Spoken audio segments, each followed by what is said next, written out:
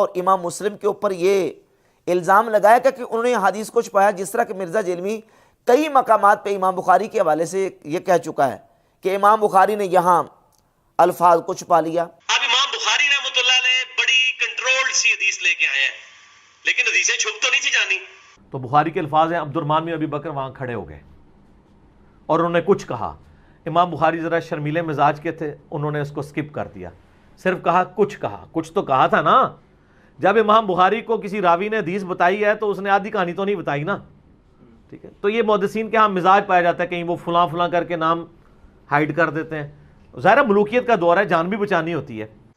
پھر سر کا مسا کیا اور پھر پاؤں کا مسا کیا، جبکہ صحیح بخاری میں کیا ہے کہ چہرہ دھویا، دونوں ہاتھ کونیوں تک دھوئے، پھر راوی نے سر اور پاؤں کا بھی ذکر کیا۔ کیا ذکر کیا نہیں لکھا ہوا۔ تو ایک جگہ کہیں حدیث چھپتی ہے، دوسری جگہ آ جاتی ہے۔ یہ چھپانے کا الزام نہیں ہے، ریالٹی ہے، اور اس کی وجہ سے کوئی بندہ زیرو سے ملٹیپلائی نہیں ہو گیا، یہ ذہن میں رکھیے گا۔ پتہ نہیں کیا مجبوریاں ہوں، کیا معاملات ایسے ہوں۔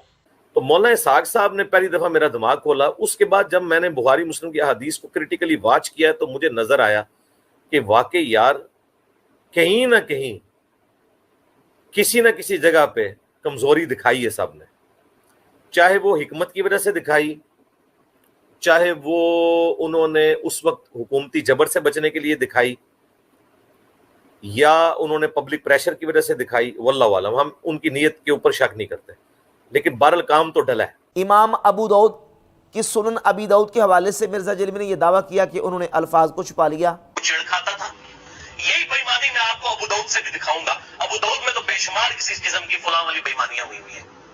ہم ان اماموں کو نہیں کہتے، ہو سکتا ہے کاتبین نے کیا اور بعد میں کو مولوی بن گیا ہوئے بیچ۔